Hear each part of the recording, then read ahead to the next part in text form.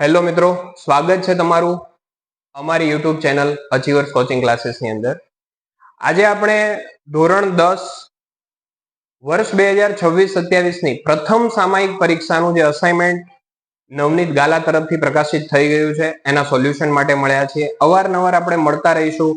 રોજ એક ચેપ્ટરના અલગ અલગ વિભાગ પ્રમાણે આપણે એના વિડીયો અહીંયાથી તમને તમારા સુધી પહોંચાડતા રહીશું. જો તમારી કોઈ તકલીફ હોય તો તમે અમને કોમેન્ટ સેક્શન દ્વારા જણાવી શકો છો, જેના પર અમે વધુ એક વિડીયો લાવી શકીએ અને તમારી પ્રશ્નોનું નિવારણ લાવી શકીએ. ચલો, તો આજે આપણે ધોરણ 10 ચેપ્ટર નંબર 1 પાર્ટ બી ની અંદર આની અંદરથી ક્વેશ્ચન પૂછાય છે 2 માર્ક્સના, જેની અંદર ચેપ્ટરનું આપણું નામ છે રાસાયણિક પ્રક્રિયાઓ અને સમીકરણો, જેના વિશે અભ્યાસ કરવાનો છે. જેની અંદર આ પ્રશ્ન પેપરમાં આપણને કુલ 6 પ્રશ્નો આપવામાં આવેલા છે, જેમાંથી પહેલો પ્રશ્ન આપણો કંઈક એવો છે કે ભાઈ રાસાયણિક પ્રક્રિયા દરમિયાન કેવા ફેરફારો જોવા મળે છે. તો જનરલી રાસાયણિક પ્રક્રિયાઓ જ્યારે થતી હોય, તમે આપણા ઘરની આસપાસ આપણે જોયું હશે, રંગમાં ફેરફાર થવો, અવસ્થા બદલાવી, આ દરેક વસ્તુ કેવી છે? એક રાસાયણિક પ્રક્રિયા છે. તો રાસાયણિક પ્રક્રિયા દરમિયાન નીચે પ્રમાણે ફેરફાર જોવા મળે છે. સૌ પ્રથમ તો એની અવસ્થામાં ફેરફાર થાય છે, એટલે કે એની ભૌતિક અવસ્થા બદલાશે. બરાબર?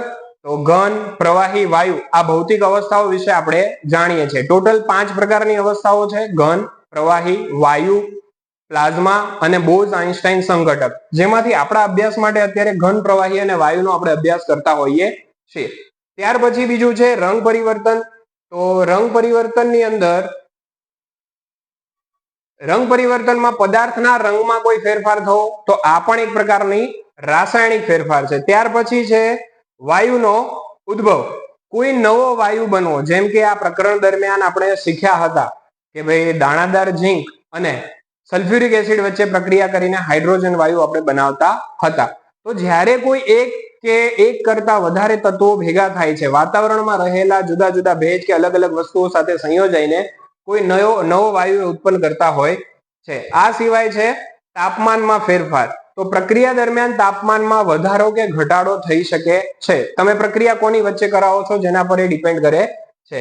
ત્યાર પછી આપણો સેકન્ડ સવાલ છે શ્વસન એ ઉષ્માક્ષેપક પ્રક્રિયા છે, સમજાવવાનું છે. તો આપણે જે શ્વાસ લઈએ છીએ, શ્વાસોશ્વાસ દરમિયાન જે પ્રક્રિયા થાય છે એ ઉષ્માક્ષેપક છે. તો સૌ પ્રથમ તો તમને એ જણાવી દઉં કે ઉષ્માક્ષેપક અને ઉષ્મા શોષક બંનેમાં શું ફરક છે. ઉષ્મા શોષક એટલે પ્રક્રિયા દરમિયાન આપણે અલગથી ઉષ્મા આપવી પડતી હોય તો એને ઉષ્મા શોષક કહેવાય, અને ક્ષેપક પ્રક્રિયા દરમિયાન ઉષ્મા એટલે કે ઉર્જા ઉત્પન્ન થતી હોય તો એને ઉષ્માક્ષેપક પ્રક્રિયા તરીકે ઓળખવામાં આવે છે. અહીંયા આપણો સવાલ છે કે શ્વસન જે છે ઉષ્માક્ષેપક છે. કેવી રીતે? જવાબ જોઈએ કે આપણે જીવન ટકાવી રાખવા માટે ઉર્જાની જરૂર પડે છે. આ ઉર્જા આપણને ખોરાકમાંથી મળે છે. પાચન દરમિયાન ખોરાકનું વિઘટન થઈને ગ્લુકોઝ બને છે, અને આ ગ્લુકોઝ આપણા શરીરમાં રહેલા વિવિધ કોષોને ઓક્સિજન પૂરો પાડે છે. તો આ ઓક્સિજન સાથે પ્રક્રિયા કરશે અને એમાંથી આપણને ઉર્જા આપે છે, જેના વડે આપણે હલનચલન કરી શકીએ છીએ, બોલી શકીએ છીએ, ચાલી શકીએ છીએ. તો આમ આ પ્રક્રિયામાં ઉર્જા મુક્ત થતી હોવાથી શ્વસન એ ઉષ્માક્ષેપક પ્રક્રિયા છે. એને આપણે એના ઉદાહરણ દ્વારા સમજવાનો પ્રયાસ કરીએ તો અહીંયા ઉદાહરણ આપેલું છે, ગ્લુકોઝ લીધો છે, એની ઓક્સિજન સાથેની પ્રક્રિયા આપેલી છે.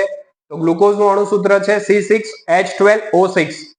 એની ઓક્સિજન સાથે પ્રક્રિયા કરાવી તો આપણને કાર્બન ડાયોક્સાઇડ, જે આપણે ઉચ્છ્વાસ સ્વરૂપે બહાર કાઢીએ છીએ, સાથે પાણી અને ઉર્જા મુક્ત થાય છે.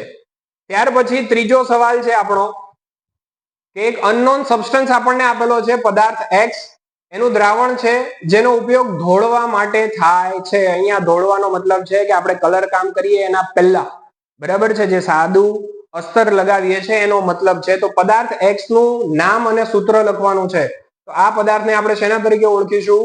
કેલ્શિયમ ઓક્સાઇડ, કળી ચૂના તરીકે ઓળખીએ છીએ, જેનું અણુસૂત્ર છે CaO, કેલ્શિયમ ઓક્સાઇડ. કેવી રીતે બને છે જે તમને જનરલી ખ્યાલ છે. તો કઈ રીતે બને છે? તો ભાઈ કેલ્શિયમ અને ઓક્સાઇડ, કેલ્શિયમની સંયોજકતા જે છે +2 છે, જ્યારે ઓક્સિજનની જે સંયોજકતા છે -2 છે. તો આ સંયોજકતા એ ઓક્સિજન સાથે જોડાય છે અને આની સંયોજકતા છે એ કેલ્શિયમ સાથે જોડાય છે. તો બંનેની સંયોજકતા સેમ હોવાથી આપણે એને સીધું કેલ્શિયમ ઓક્સાઇડ એવું લખી શકીએ છીએ. ત્યાર પછી એમાં જ બીજો સવાલ આપેલો છે કે જો આ જે પદાર્થ છે એટલે કે કેલ્શિયમ ઓક્સાઇડની પાણી સાથે પ્રક્રિયા કરવામાં આવે તો શું થશે? તો જ્યારે આપણે કેલ્શિયમ ઓક્સાઇડની પાણી સાથે તીવ્ર પ્રક્રિયા કરાવીશું તો એ કેલ્શિયમના હાઇડ્રોક્સાઇડમાં રૂપાંતરિત થાય છે અને સાથે ઉષ્મા મુક્ત કરે છે. એનું પણ અણુસૂત્ર આપણે અહીં આપી દીધું છે. CaO નો મતલબ છે કેલ્શિયમ ઓક્સાઇડ, H2O એટલે કે પાણી, આ બન્યું આપણું કેલ્શિયમ હાઇડ્રોક્સાઇડ. તો કેલ્શિયમ હાઇડ્રોક્સાઇડ નું અણુસૂત્ર આપણને આપેલું છે અને સાથે આપણી ઉષ્મા મુક્ત થાય છે. ત્યાર પછી પ્રશ્ન નંબર 4, જ્યારે પાણીની અંદર કળી ચૂનો ઉમેરવામાં આવે છે ત્યારે તીવ્ર અવાજ ઉત્પન્ન થાય છે. આ પ્રક્રિયાનું સમીકરણ લખો અને પ્રક્રિયાનો પ્રકાર જણાવો. તો સૌપ્રથમ આપણે એનું સમીકરણ લખવાનો પ્રયાસ કરીએ. કેલ્શિયમ ઓક્સાઇડ, કળી ચૂનાનો મતલબ છે કેલ્શિયમ ઓક્સાઇડ. એની પ્રક્રિયા પાણી સાથે બનાવીશું તો આપણને શું મળે છે? કેલ્શિયમ હાઇડ્રોક્સાઇડ મળે છે, જેની જસ્ટ હમણાં આપણે ઉપર વાત કરી છે.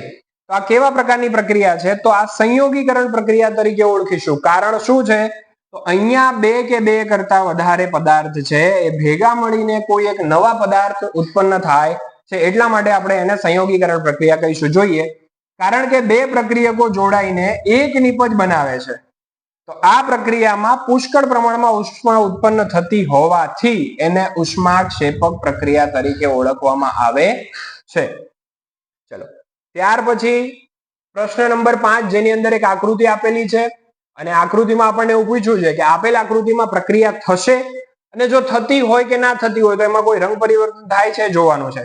તો સૌપ્રથમ આપણે આકૃતિ સમજીએ. એક સ્ટેન્ડ અહીંયા આપી દીધેલું છે. એ સ્ટેન્ડ સાથે એક કસનળી લગાવેલી છે.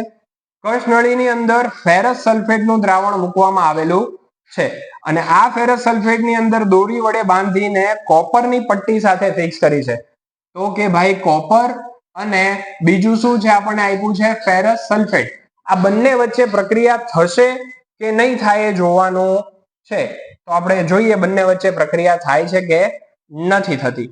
તો ભાઈ એમના વચ્ચે કોઈ પણ જાતની પ્રક્રિયા થવાની નથી, કારણ કે કોપર અને ફેરસ સલ્ફેટ બંને પ્રક્રિયા કરશે નહીં. કારણ શું છે? તો કે ભાઈ ફેરસ સલ્ફેટના દ્રાવણમાં કોપરની પટ્ટી અહીંયા ડૂબાડેલી છે.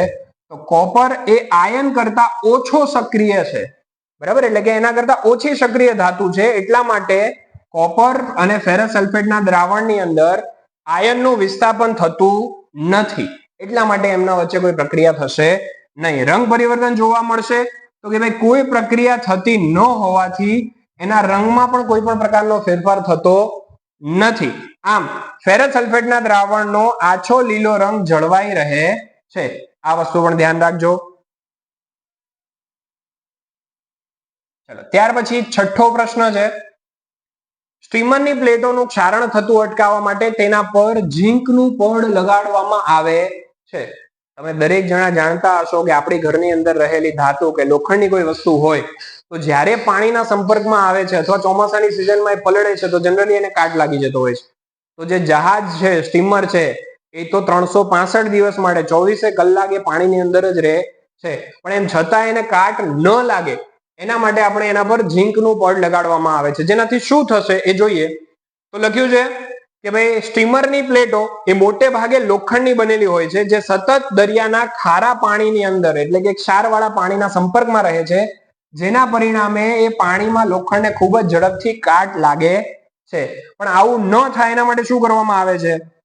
તો કે ભાઈ ઝીંક ધાતુ એ લોખંડ કરતા રાસાયણિક રીતે વધારે સક્રિય છે, જેના પરિણામે થઈને જ્યારે લોખંડની પ્લેટ પર ઝીંકનું પડ લગાડવામાં આવે છે તો આ પ્રક્રિયાને ગેલ્વેનાઇઝેશન તરીકે ઓળખવામાં આવે છે. તમારા ઘરની અંદર ઘણી જગ્યાએ ગેલ્વેનાઇઝની પાઇપ એવો શબ્દ તમે સાંભળ્યો હશે, જેને ચોમાસાની સિઝનમાં પણ કોઈ પણ પ્રકારનો કાટ લાગતો નથી.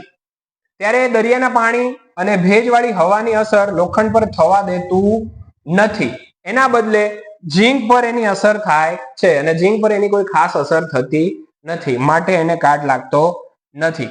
આથી ઝીંક પોતે ખવાઈ જાય અને તેનું ક્ષારણ થાય છે, પરંતુ અંદર રહેલું લોખંડ જે છે એનું રક્ષણ થાય છે. આ કારણોસર સ્ટીમરની પ્લેટોને કાટ લાગતો હોય તો એ અટકાવવા માટે થઈને આપણે ઝીંકના પડનો ઉપયોગ કરીએ છીએ. આ હતું ચેપ્ટર નંબર 1. હવે પછીનો આપણો વિડીયો આવશે જેમાં ચેપ્ટર 2 પાર્ટ બી એટલે કે 2 માર્ક્સના સવાલ માટે આપણે મળીશું. ચેપ્ટર નંબર 2 જેનું નામ છે એસિડ, બેઝ અને ક્ષાર.